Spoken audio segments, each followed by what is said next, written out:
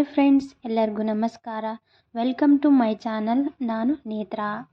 ಬೆಳಗ್ಗೆನೇ ಲಾಗ್ ಶುರು ಮಾಡಿಕೊಂಡೆ.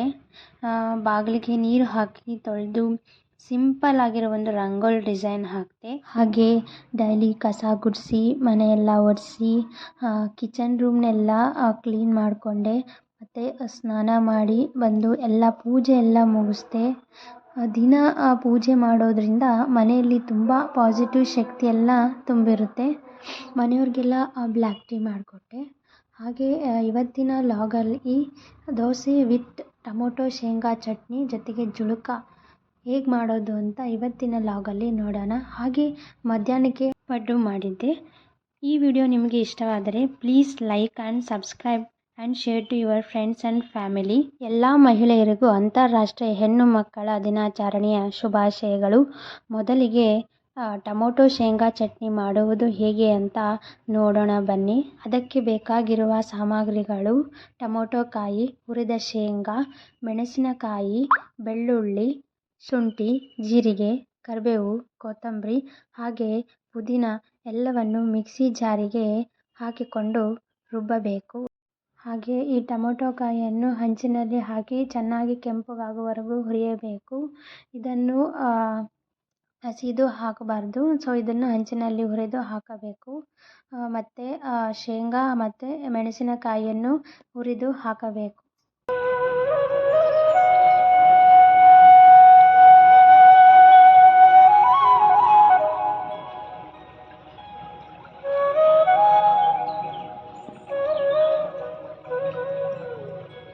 ನೆಗಡಿ ಆಗಿತ್ತು, ಅದಕ್ಕೆ 2 ಎಗ್ನ ಕುದಿಸ್ಕೊಂಡೆ. ನೆಗಡಿ ಆದಾಗ ಎಗ್ನ ಕುದಿಸ್ಕೊಂಡು ತಿಂದರೆ ನೆಗಡಿ ಕಮ್ಮಿ ಆಗುತ್ತೆ.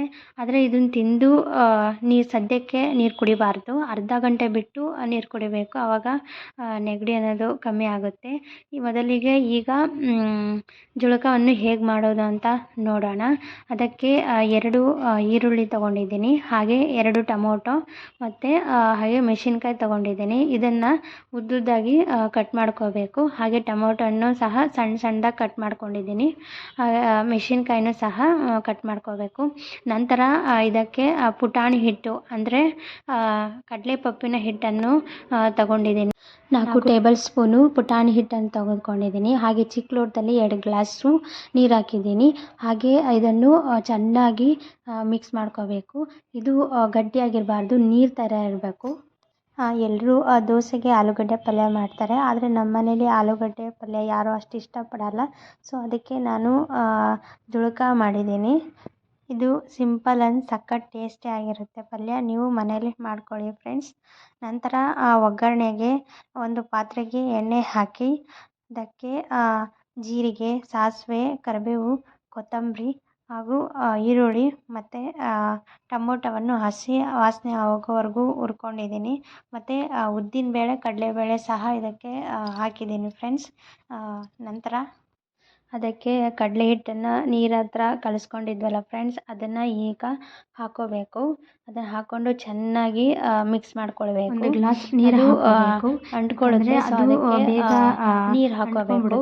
ಅದಕ್ಕೆ ನೀರು ಹಾಕ್ಕೊಂಡು ಚೆನ್ನಾಗಿ ಲೋ ಫ್ಲೇಮಲ್ಲಿ ಅದನ್ನು ಬೇಯಿಸ್ಕೋಬೇಕು.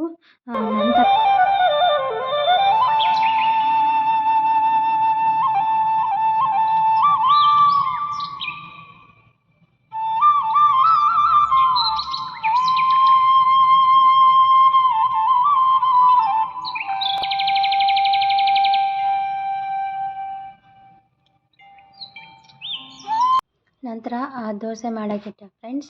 ನೋಡಿ ದೋಸೆ ಮಾಡೋದು ಹೇಗೆ ಅಂತ ನೋಡೋಣ. ಫಸ್ಟು ಒಂದು ಸೌಟು ಹಿಟ್ಟು ತೊಗೊಂಡು ಅದನ್ನು ಚೆನ್ನಾಗಿ ಈ ಥರ ರೌಂಡ್ ಮಾಡ್ಕೋಬೇಕು. ಅದು ತೆಳ್ಳಗೆ ಅದನ್ನು ರೌಂಡಾಗಿ ತಿರುಗಿಸ್ಕೋಬೇಕು. ಹಾಗೆ ಅದಕ್ಕೆ ಸುತ್ತಲೂ ಎಣ್ಣೆ ಹಾಕ್ಕೋಬೇಕು, ಅಂದರೆ ಕ್ರಿಸ್ಪಿ ಆಗಿ ಬರುತ್ತೆ. ತೆಳ್ಳಗೆ ಹಾಕ್ಕೊಂಡಿದ್ದೀನಿ ಫ್ರೆಂಡ್ಸ್. ನೋಡಿ ಹೇಗೆ ಬಂದಿದೆ ಅಂತ. ಸೇಮ್ ಹೋಟೆಲ್ ರೀತಿಯಾಗಿ ಬಂದಿದೆ. ಹೀಗೆ ಮಾಡಿದ್ದೀನಿ. ಹಾಗೆ ಎಲ್ಲರಿಗೂ ನಾಷ್ಟಾನ ಹಾಕ್ಕೊಟ್ಟೆ. ಹಾಗೆ ನಾನು ನಾಷ್ಟ ಮಾಡಿದೆ.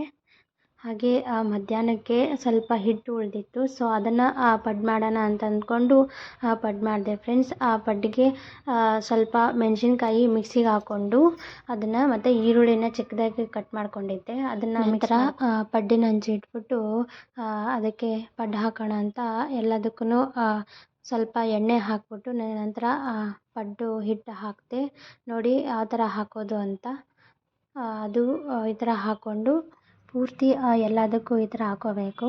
ಅದನ್ನು 5 ನಿಮಿಷ ಸಣ್ಣ ಉರಿಯಲ್ಲಿ ಬೇಯಿಸೋಕ್ಕಿಟ್ಟು ನಂತರ ಅದೆಲ್ಲ ಬೇಯ್ದ ನಂತರ ಅದನ್ನು ಮತ್ತೆ ತಿರುಗಿಸಬೇಕು. ತಿರುಗಿಸಿಕೊಂಡ ನಂತರ ನೋಡಿ ಫ್ರೆಂಡ್ಸ್ ಯಾವ ರೀತಿ ತಿರುಗಿಸ್ಬೇಕು ಅಂತ. ಅದು ಫುಲ್ಲು ಕಾದ ನಂತರ ಅದನ್ನು ತಿರುಗಿಸ್ಕೋಬೇಕು. ಹೀಗೆ ಪಡ್ಡು ರೆಡಿ ಆಯಿತು ಫ್ರೆಂಡ್ಸ್. ಇದು ಮೇಲೆ ಕ್ರಿಸ್ಪಿ ಕಾಣುತ್ತೆ, ಒಳಗಡೆ ಎಷ್ಟು ಮೆತ್ತಗಿದೆ ಅಂತಂದರೆ ಅಷ್ಟು ರುಚಿಯಾಗಿದೆ ತಿನ್ನೋಕ್ಕೆ.